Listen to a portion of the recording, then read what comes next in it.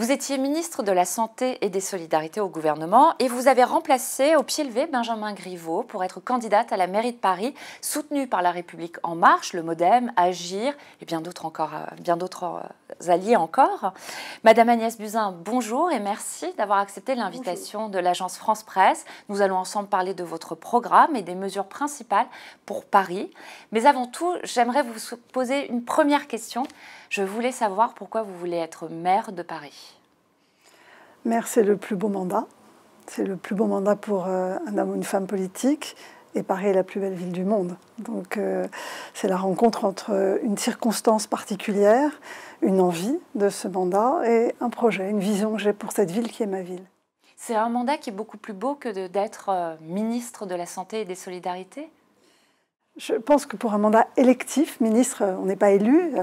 Être ministre, c'est évidemment le pouvoir d'agir, mais c'est aussi le pouvoir d'agir quand on est maire. Et c'est pour ça que c'est un mandat particulièrement intéressant, parce qu'on touche à la vie quotidienne des gens. Ça se rapproche énormément de celui des missions du ministre des Solidarités et de la Santé. Je voudrais savoir, quel est le Paris que vous imaginez d'ici 5, 10 ou 15 ans ? Déjà, la première chose, c'est un Paris apaisé. Aujourd'hui, Paris est une ville brutale pour ses habitants. C'est une ville dont l'État s'est dégradé. C'est une ville qui n'est pas à la hauteur de ce qu'on peut attendre d'une ville-monde, d'une ville capitale. Et les gens y vivent de moins en moins bien. La vie est devenue difficile pour les habitants à Paris. Donc déjà, ma première priorité, c'est d'apaiser cette ville et de permettre aux gens de bien vivre à Paris. Ensuite, j'ai évidemment des ambitions pour cette ville. La première ambition, c'est de l'adapter au changement climatique. Elle n'est pas prête. L'adapter au changement démographique. Et puis, la troisième ambition, c'est évidemment d'en faire une ville de l'innovation. C'est une ville de progrès. C'est une ville qui doit briller aussi sur le plan technologique, scientifique, culturel. Tout ça se prépare dans le temps et nécessite un mandat électif. Du coup, vous souhaitez apporter une petite patte scientifique qui est la vôtre. Vous imaginez un Paris scientifique ? J'imagine un Paris de progrès. Je pense qu'il y a de la place pour faire beaucoup d'innovations technologiques dans la ville, au service de la ville, au service de l'urbanisme, au service de l'environnement. Et donc, évidemment, puis surtout, c'est ma démarche qui est scientifique. En général, je pars d'un constat, je pars des faits, et c'est ma méthode. Et une fois que j'ai un constat et des faits, je propose des solutions et une méthode pour aboutir. Vous avez parlé de l'environnement et je voudrais savoir ce que vous pensez pouvoir faire pour lutter contre la pollution atmosphérique, la pollution sonore et la pollution visuelle à Paris. Alors la pollution est un immense problème à Paris. Nous avons 17 jours de pic de pollution par an, c'est énorme. Nous sommes la ville la plus embouteillée d'Europe, enfin tout le monde le vit. Et je sais en tant que médecin à quel point ça a un impact sur la santé des habitants et sur les enfants. Quand on est mère de famille, on est inquiet d'élever un enfant à Paris. On sait qu'il vit dans un environnement qui n'est pas sain. Donc c'est un devoir de réduire cette pollution en augmentant, en facilitant les transports en commun.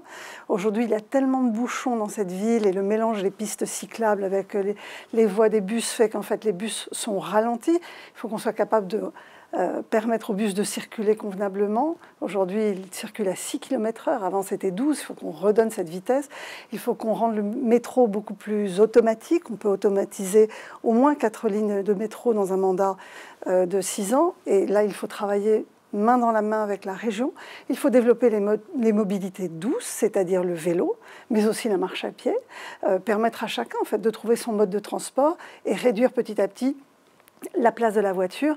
Mais je dirais que la différence avec probablement d'autres programmes que j'observe, c'est de ne pas mettre la charrue avant les bœufs, c'est-à-dire de ne pas empêcher aux voitures de circuler en créant en fait des reports de circulation et de bouchons, en fermant des quartiers entiers, mais plutôt de penser d'abord comment on trouve des alternatives pour les habitants, comment on les soulage, parce que tout le monde a envie d'abandonner sa voiture, tout le monde souhaite que Paris soit moins pollué. Donc comment on développe au maximum des mobilités alternatives, rapidement, efficaces, au service des gens pour leur permettre en réalité d'abandonner leur voiture. J'ai deux questions. Ça veut dire que vous n'allez pas vous engager à piétonniser des rues entières de Paris ?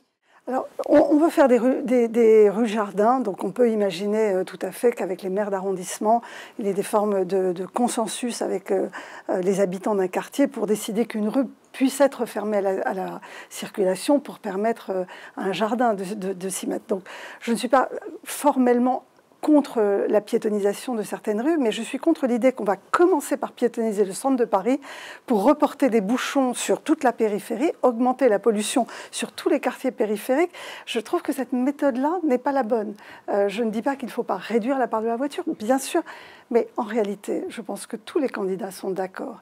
Tous les candidats veulent réduire la pollution, personne n'est en faveur de la pollution. Donc la seule chose qui nous différencie, c'est la façon d'y parvenir. Et ma façon est une façon méthodique qui part de constats et qui, petit à petit, amène les gens à leur faciliter la vie. C'est-à-dire que je suis certaine que les habitants de Paris aujourd'hui veulent être acteurs de l'écologie. Parce qu'en réalité, ce sentiment que l'environnement est un enjeu fondamental pour nos enfants, tout le monde le partage. Et donc la seule chose qui nous différencie, c'est comment on fait en sorte que chacun puisse s'approprier cette petite part du faire mieux écologique que chacun souhaite en réalité pour soi-même, pour ses enfants et pour la ville dans laquelle on habite. Bon, si j'entends bien, vous voulez créer un consensus autour de la piétonisation, arrondissement par arrondissement, et ne pas piétoniser d'un coup d'un seul certains en tous les cas, pas une piétonisation décidée d'en haut, autoritaire, qui en fait va créer, on le sait, énormément d'embouteillages, parce que ce qui est évident, et moi je le ressens particulièrement, c'est que tout le monde ne peut pas faire du vélo. Et notamment les personnes âgées, je pense aux femmes enceintes avec des enfants en bas âge, je pense aux gens qui transportent des produits, des commerçants, je pense à tous ceux qui travaillent dans le monde de la santé, qui ont besoin de se déplacer. Donc on a bien besoin de modes de transport diversifiés, qui s'adaptent en fait à chacun. Et tout vélo, par exemple, c'est une façon d'exclure certains. Et je ne veux pas une ville d'exclusion, je veux une ville où chacun retrouve le plaisir de vivre et le bien-être et où chacun trouve sa place. Avec la pollution se pose la question aussi des problèmes de canicule que nous avons connus à Paris l'année dernière, et avec des pics de chaleur qui atteignaient 52 degrés, si je ne me trompe pas, dans le 20e arrondissement. Demain, est-ce que vous allez végétaliser davantage Paris? Est-ce que vous promettez de planter 100 000 comme David Béliard, 170 000 arbres comme Anne Hidalgo? Alors, le changement climatique est effectivement un enjeu majeur. Cette ville n'est pas préparée. Elle n'a pas été pensée pour le changement climatique. Et je l'ai vécu avec les différentes canicules de l'année dernière. C'est impressionnant. Cette ville est bétonisée, elle est en surchauffe. C'est une ville totalement minérale et donc nous avons le devoir de végétaliser. Mais je ne vais pas rentrer dans la course à l'échalote de 100 000, 50 000 ou 170 000 arbres. Ce qui compte, c'est d'avoir des îlots de fraîcheur. Donc, ce n'est pas de planter des arbres forcément le long des périphériques. En réalité, il faut penser ces espaces verts pour qu'ils préservent et rafraîchissent dans chaque quartier, que les personnes âgées puissent savoir qu'elles ont 3 degrés de moins parce qu'il va y avoir la préservation d'un îlot de fraîcheur. C'est comme ça qu'on pense aujourd'hui la végétalisation. Ça n'est pas forcément de planter des arbres de façon dispersée qui en réalité n'aboutit pas à cette capacité à faire descendre la température. Donc il faut penser aussi la végétalisation et évidemment, je propose dans mon programme de créer une règle verte. La règle verte, c'est avoir auprès de moi un conseil scientifique et citoyen qui sera en charge d'analyser tous les projets à venir de la ville pour vérifier qu'ils sont concordants avec l'ambition qu'on a pour le climat, la réduction des gaz à effet de serre et l'adaptation de la ville au changement climatique. Je veux qu'on préserve tous les acquis aujourd'hui de végétalisation et surtout qu'on aménage les 2 bois qui sont en réalité très difficiles d'accès et très insécurisants pour les familles. Donc, bois de Vincennes et bois de Boulogne, il faut qu'ils soient beaucoup plus accessibles et qu'on en profite. En réalité, on en profite très peu. Et puis, je veux que, évidemment, on crée des rues-jardins dans toutes les villes et qu'on pense des espaces verts, mais vraiment avec l'idée de rafraîchir. Et ça, c'est indispensable parce que nous savons que les canicules vont augmenter et elles vont être beaucoup plus longues et beaucoup plus sévères dans les années qui viennent. Donc nous devons aujourd'hui impérativement verdir cette ville.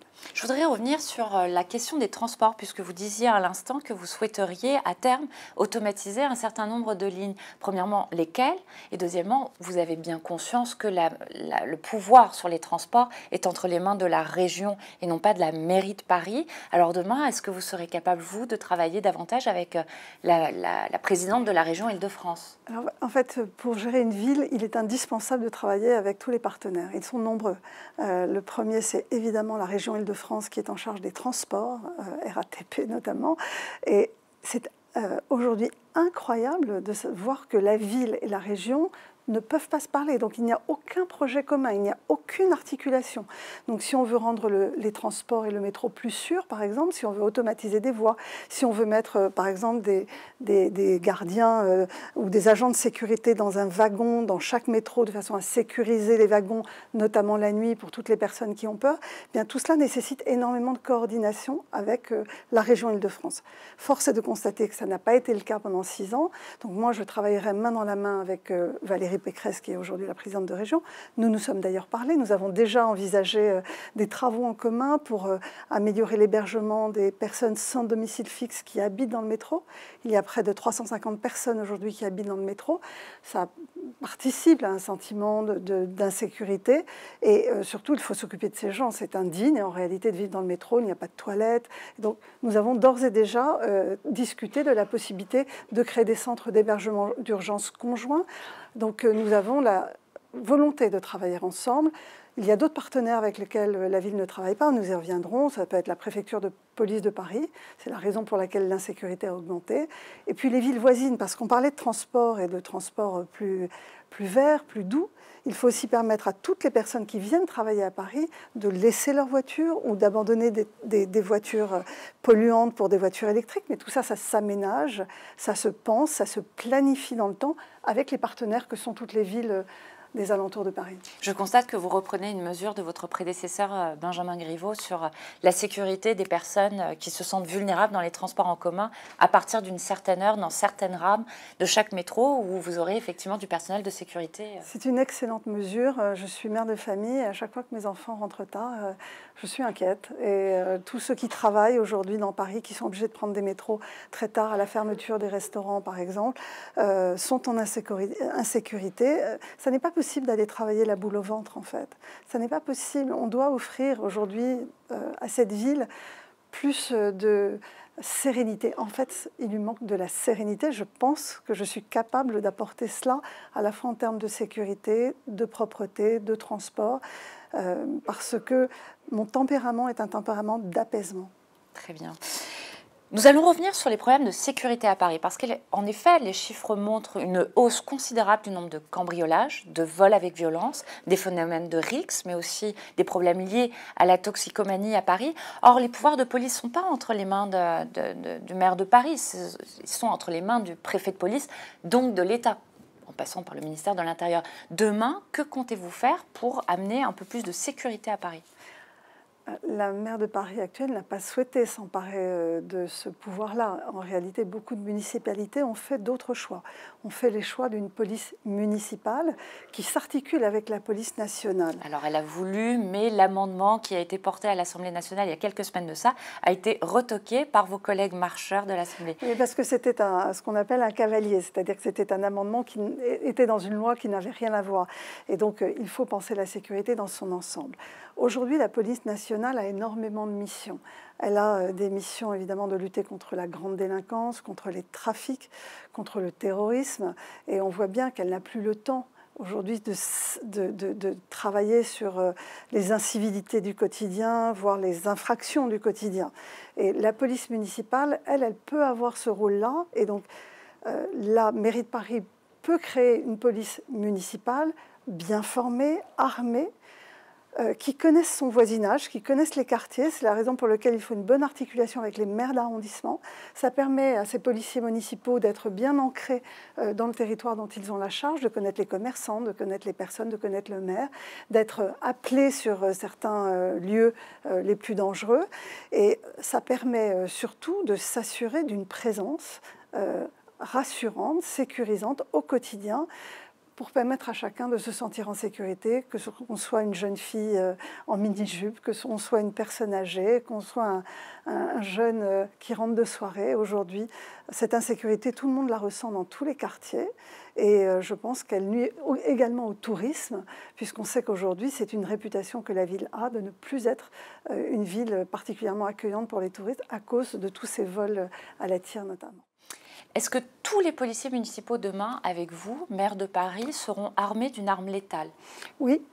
Je crois que les temps ont changé. On est obligé de s'adapter, c'est l'air du temps. La société est beaucoup plus violente et surtout les policiers aujourd'hui sont la cible de terroristes, sont la cible d'attaques. Je pense à cette jeune policière municipale non armée qui a été tuée, Clarisse Jean-Philippe. Elle a été tuée parce qu'elle avait un uniforme. Donc on ne peut pas mettre dans les rues aujourd'hui des personnes qui seraient des cibles. Il faut les former correctement et toutes les polices municipales qui ont bien formé leurs policiers ont aujourd'hui des armes létales. Ça représente 53% des polices municipales aujourd'hui en France qui sont armées. Et donc, je souhaite juste faire la même chose avec une formation dédiée. Et le fait d'être une police ancrée sur son territoire, de connaître les gens, fait aussi qu'on est beaucoup plus performant. C'est une police de proximité comme il existait. C'est une police, en tous les cas, de quartier, de voisinage. Très bien. Sur la propreté, c'est un autre sujet de préoccupation des Parisiens. Les rues sont sales, disons-le, jets de mégots, poubelles pas ramassées, matelas à tout va sur les trottoirs pour des problèmes de punaises. Qu'est-ce que vous comptez faire demain pour améliorer la situation? Oui, alors le constat il est clair. 70% des Parisiens sont très très choqués des problèmes de propreté dans Paris. Clairement, c'est un sujet qui n'a pas été investi du tout par la mairie et par la gouvernance actuelle. Donc nous devons remettre de l'ordre, permettre aux trottoirs d'être utilisable. Aujourd'hui, marcher sur les trottoirs parisiens, c'est un jeu d'obstacles entre les déchets, entre les détritus, entre les trottinettes. Et donc on a vraiment un enjeu de propreté, de saleté, même visuelle. C'est insalubre, il y a des rats. C'est honteux pour une ville comme Paris et vraiment indigne. Donc le constat étant clair, il faut, je pense, aujourd'hui privatiser le reste du ramassage d'ordures, puisque la moitié des arrondissements sont privatisés, l'autre pas. Ça permettra de déployer plus d'agents municipaux pour le nettoyage des rues. Et puis, je veux créer un manager de rue, un responsable de rue, qu'on pourra appeler avec un numéro de téléphone très simple, dès qu'il y aura des déchets, dès que la rue sera défoncée ou qu'il y aura un problème de trottoir, dès qu'il y aura trop de saleté, qu'on puisse appeler quelqu'un, qu'on ne sonne pas dans le vide, que cette propreté soit à la main des maires d'arrondissement, qui, eux, connaissent leur quartier, savent exactement où sont les lieux où s'accumulent les déchets.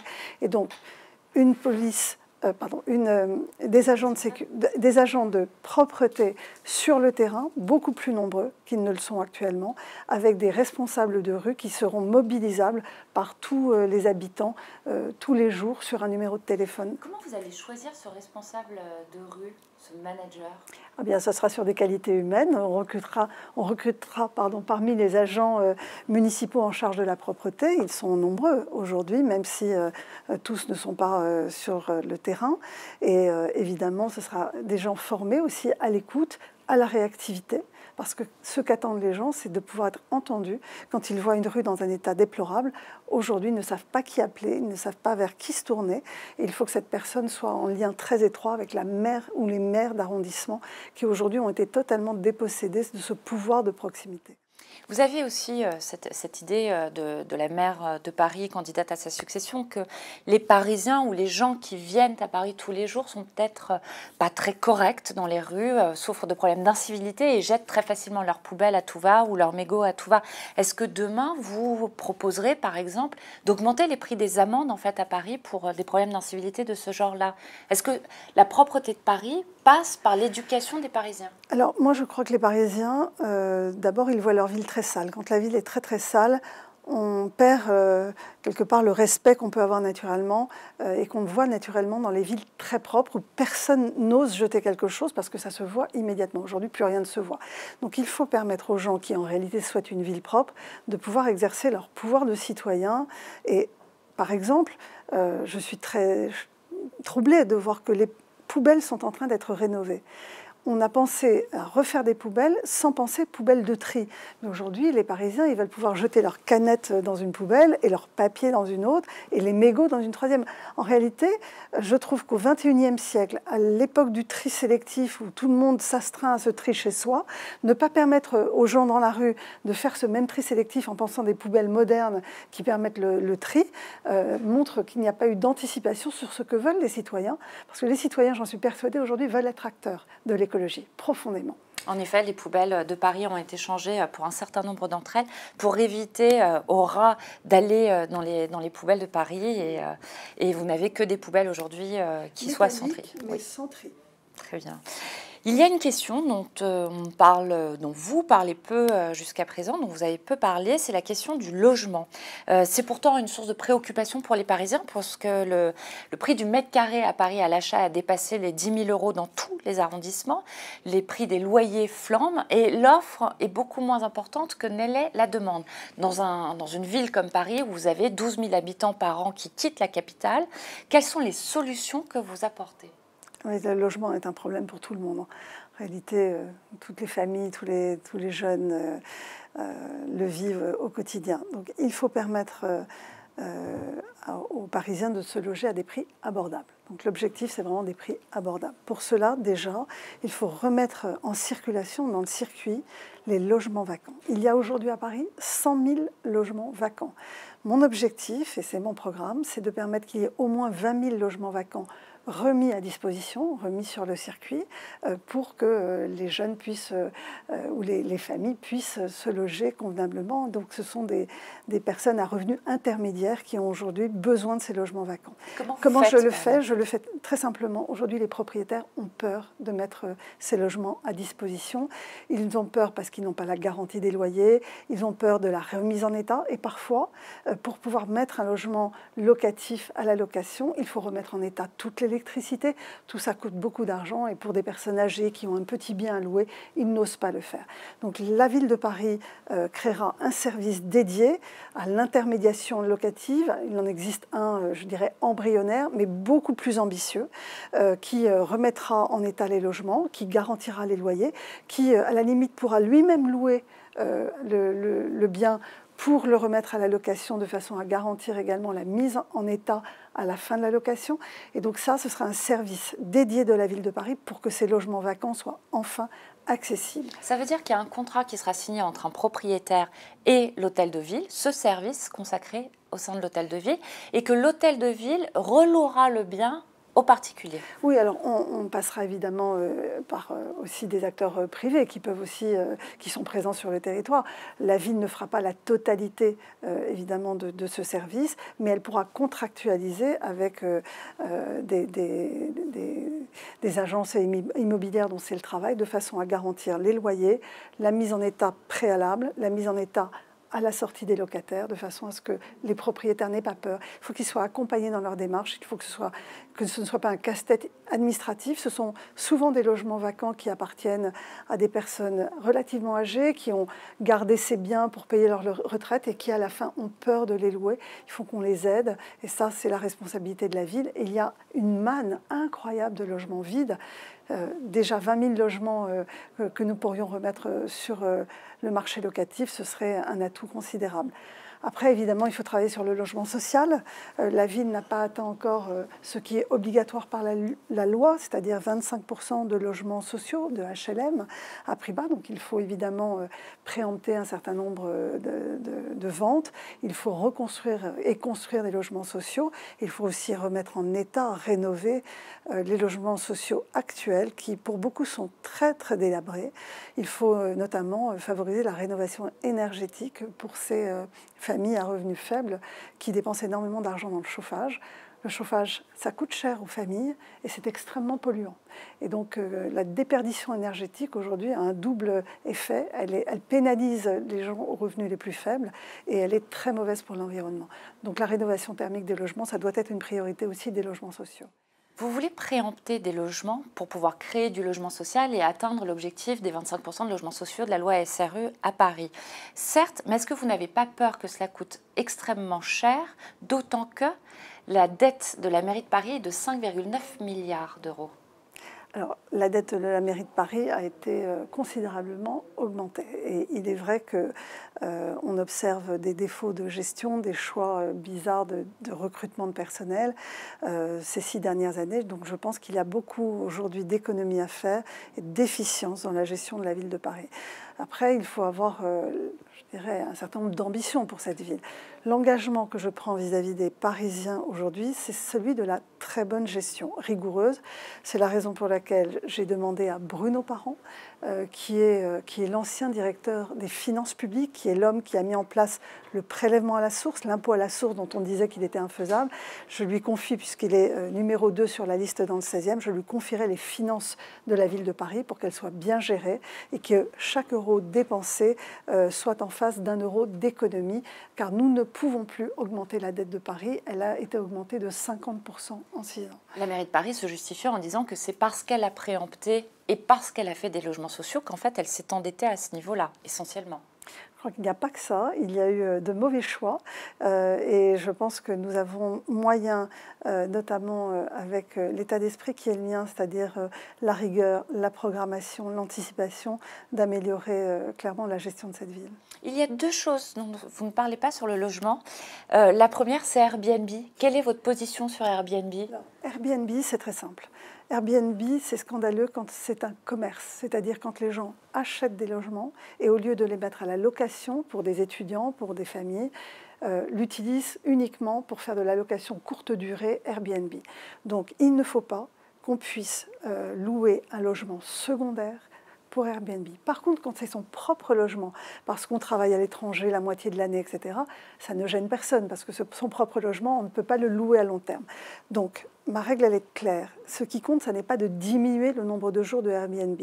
Ce qui compte, c'est de s'assurer que personne ne loue un logement qui n'est pas son habitation principale, dans le cadre d'Airbnb. Donc ça nécessite des contrôles. Aujourd'hui, il n'y a que 29 personnes à la ville de Paris qui s'occupent des contrôles d'Airbnb. C'est trop peu, c'est insuffisant. Les contrôles ne permettent pas en fait de repérer des gens dont c'est le business. Les gens en ont fait un business. Ils achètent des logements pour les mettre à la location d'Airbnb. Ça, c'est un scandale. Ça doit être interdit. C'est interdit, mais ça doit être surtout contrôlé. Et aujourd'hui, mon ambition, elle est claire. Je doublerai le nombre de personnes en charge des contrôles pour que, qu'il n'y ait plus de logements secondaires qui soient utilisés de façon marchande et commerciale. Sur la question du logement, je voulais aussi vous interroger sur une des propositions phares de votre prédécesseur Benjamin Griveaux, qui souhaitait en fait apporter une aide de 100 000 € aux Parisiens de la classe moyenne qui souhaitent acheter un logement à Paris. Et au moment de la vente, la mairie de Paris récupérait les 100 000 € et on se partageait la plus-value, si je me souviens bien. Pourquoi vous ne reprenez pas cette mesure? Parce que je la trouve inflationniste. C'est-à-dire qu'à partir du moment où un certain nombre de vendeurs sauront que la ville de Paris apporte 100 000 € d'aide, d'emblée, les prix vont augmenter. Ça va amener forcément les nouveaux vendeurs à considérer qu'il y a déjà 100 000 € d'apport dans l'apport de ceux qui veulent acheter.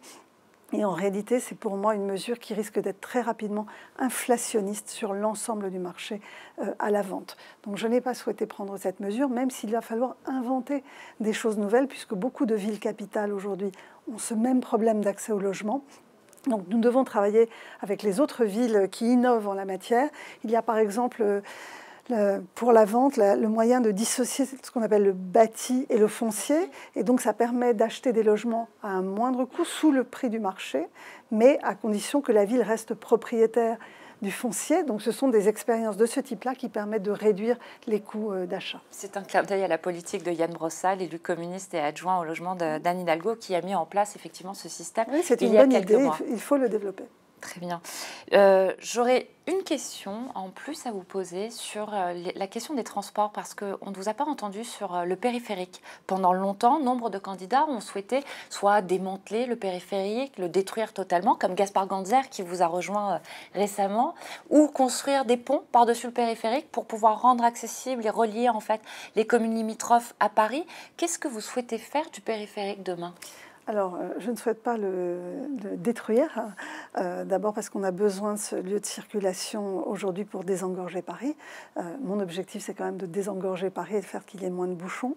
Je pense que des passerelles ou des lieux de passage sont tout à fait envisageables avec les communes limitrophes parce qu'il y a effectivement des ponts qui sont extrêmement embouteillés également, mais ça peut être aussi simplement des passerelles pour vélos ou pour piétons. On n'est pas obligé de penser que voiture ou que pour les transports en commun. On pourrait aussi imaginer des ponts que pour les bus. Donc ça se planifie.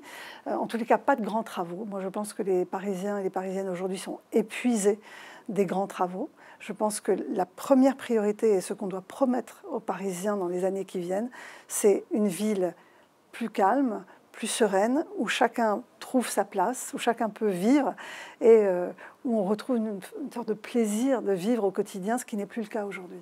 Comme pour les personnes âgées. Les personnes âgées, elles ont peur à Paris, elles sont exclues. Le rythme de cette ville, le bruit de cette ville, l'état des trottoirs fait que les personnes âgées n'ont plus leur place. C'est pas normal.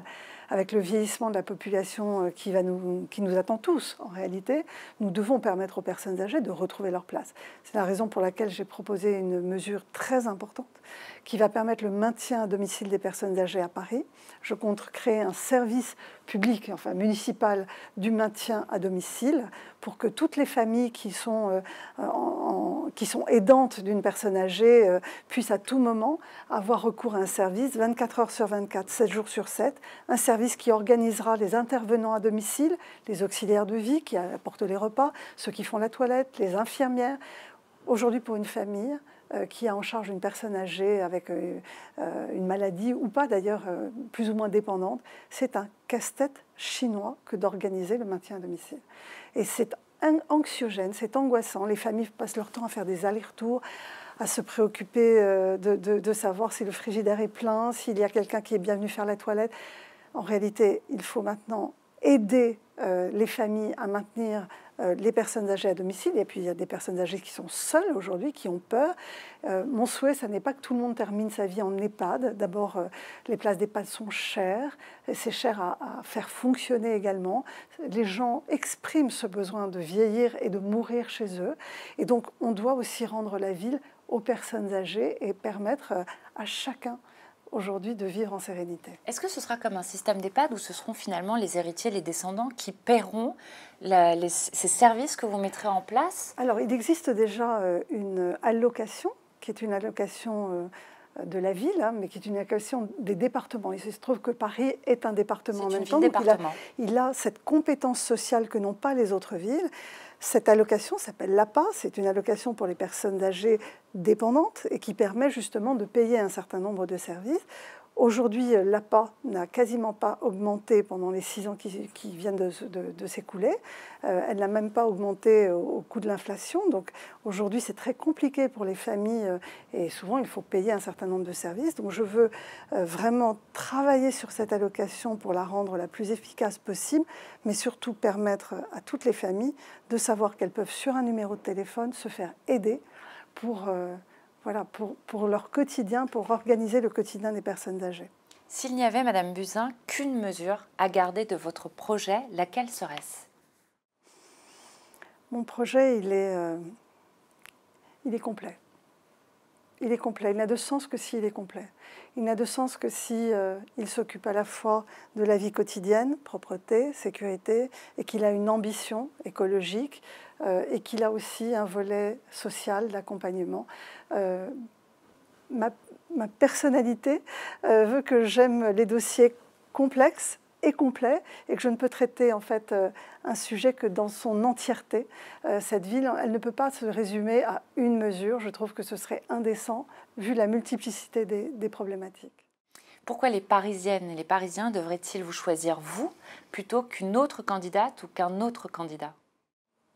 D'abord pour le projet, parce que c'est un projet ambitieux et qui se préoccupe de tout.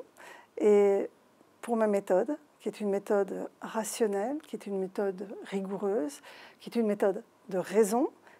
La raison n'empêche pas l'ambition et la vision, mais c'est aussi une méthode de rassemblement. Je sais travailler avec chacun. Je travaillerai avec les villes autour de Paris, je travaillerai avec la région, je travaillerai avec la préfecture de police et je travaillerai avec les maires d'arrondissement qui ont été dépossédés d'un grand nombre d'autorités ou de pouvoirs. Je travaillerai avec les citoyens, je veux plus de démocratie directe. Et donc, c'est à la fois une ambition et une méthode qui, je pense, me caractérise. Merci, Madame Buzyn. Merci.